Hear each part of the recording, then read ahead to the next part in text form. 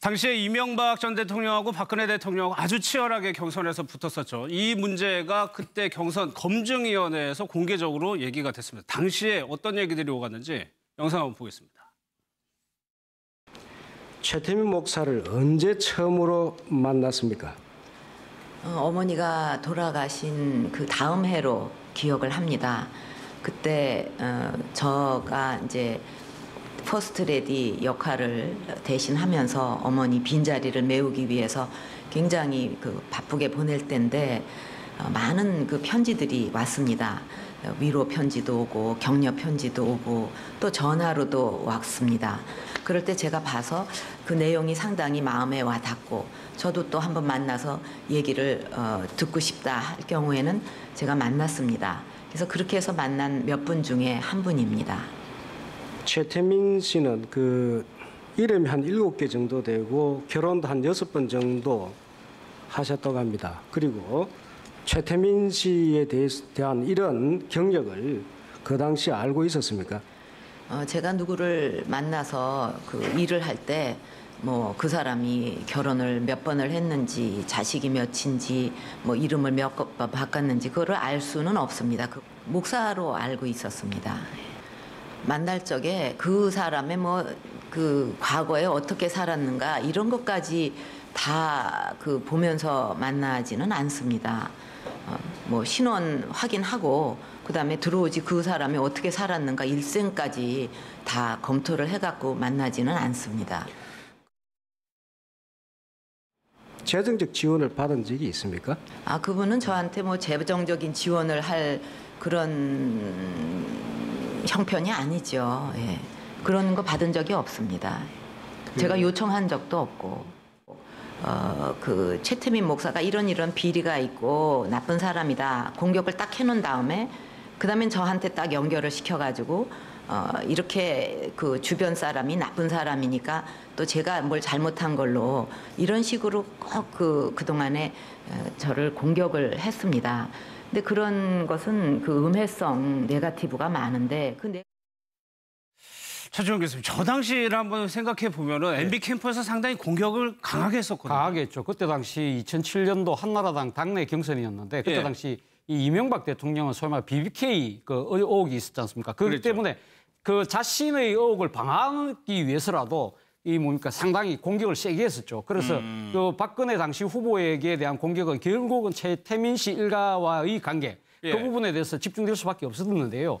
당시 그 이명박 후보 측의 그 대변인이었던 이 장광근 당시 의원이 뭐라고 이야기를 했냐면 이 그 박근혜 이 당시 후보와 최태민 씨 일가의 관계를 이야기를 하면서 결국 당신이 만약에 대통령이 된다고 한다면 이 최 씨 일가의 국정농단 의혹이 생길 수 있다. 이렇게 직접적으로 이야기를 했고 또 그때 당시 이 그 이명박 후보의 그 입력할을 했던 이 당시 그 박형준 의원도 뭐라고 이야기를 했냐면 최태민 씨 일가의 이 의혹은 과거형이 아니라 현재형이고 미래가 될 것이라고 이야기를 했었거든요. 그때 이 박근혜 후보가 그 공세를 한 방으로 차단을 하고 넘어갔던 이유가 그때 그 일각에서 불거졌던 이 소위 말하는 박근혜 대통령 후보가 나왔다는 무슨 이 사생아 의혹이 났을 때 그 애를 데리고 와봐라. 내가 DNA 테스트라도 해줄게. 맞아요. 그런 강하게 받아치면서 그 의혹을 한 방에 분쇄하는 그런 효과가 있었던 거죠. 그러니까 그때 의혹이 다 제기됐었고 지금 생각해보면 그때도 최순실 씨가 충분히 옆에서 보좌를 하고 있을 때였단 말이에요. 근데 사실은요. 이제 이 최태민 씨와의 관계 그리고 최태민 씨 딸인 최순실 씨와의 관계는 오래전부터 나온 얘기입니다. 그야말로 1970년대 지금 나왔을 때만 하더라도 그 고려 말에 그 요승 신돈 있지 않습니까? 그리고 제정 러시아가 망할 때 마지막 했던 또 요승 라스푸틴과 최태민 씨를 비교하는 얘기도 나왔었거든요. 근데 이제 아까도 말씀드렸다시피 77년에 박정희 대통령이 직접 친국을 한 다음에 잠깐 이제 물러났었거든요. 그랬다가 이제 79년에 이제 박정희 대통령이 시해를 당하고 그러고 나서 이제 굉장히 외롭던 시절에 다시 박근혜 대통령과 최태민 씨가 이제 친해진 거죠. 그래서 이제 온갖 얘기가 나왔지만 문제는 이제 이렇게 생각을 한 거죠.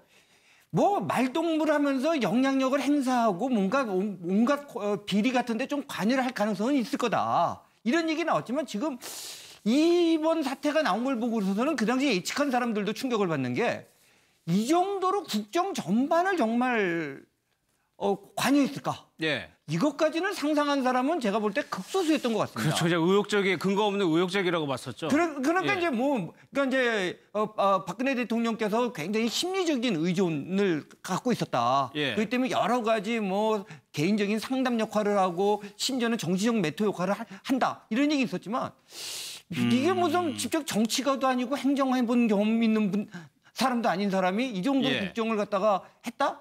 정말 초반에 믿기 어려운 사실이었던 것 같습니다. 예. 핵심에 있던 사람들은 그래도 알았던 것 같아요.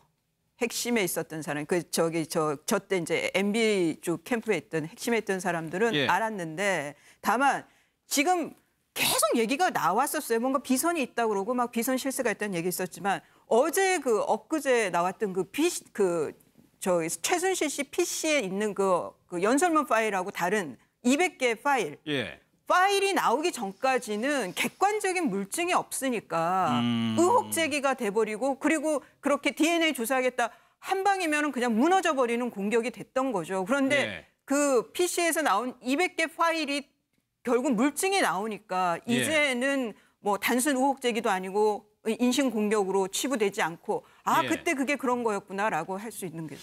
정수장학회 관련해서도 당시에 또 논의가 있었습니다. 그때는 대통령이 어떻게 좀 대답을 했었는지요. 한번 또 보겠습니다. 최순실 씨나 최태민 목사나 이런 분이 결코 유경재단 일에 관여한 적이 없습니다. 저는 당 대표 시절에 제가 어떻게 당을 그 커다란 제1야당을 운영을 했는지 많은 의원님들도 보셨고 국민들도 다 지켜보셨지만 제 맡은 일을 그렇게 소홀히 하는 사람이 아닙니다. 예. 최태민 씨. 다 한 번씩 제기됐던 의혹인데 또 이번에 터지게 되니까 또 당혹스러운 것 같은데 저희가요. 유영건 대표 신동욱 씨에 대해서 한번 좀 취재를 해봤어요. 이 문제에 대해서 신동욱 씨가 워낙 좀 말하기를 좋아하니까 얘기를 할 줄 알았더니 이 문제에 대해서는 얘기를 안 하겠다고 합니다. 네, 그건 예. 아무래도 집안에 좀 관계된 거니까 예. 여기에서 더 얘기해야 좀 뭐 하겠냐. 정수장학회 갖고도 또 형제간에 또 다툼도 많고 했으니까 여기서 나서기는 조금 좀 생각이 좀 많았지 않겠느냐. 아무래도 형제간에 남처럼 지내긴 하지만 예. 그래도 좀 남보다는 그래도 낫지 않겠느냐. 그래서 언니를 좀 보호해줘야겠다. 이런 것도 있지 않겠느냐. 여기서 박근영 씨 자체 신동욱 총재까지 나서서 대통령을 공격한다면 예. 그거는 너무 좀 심하지 않겠느냐. 이런 판단을 하지 않았느냐 싶습니다. 예. 예.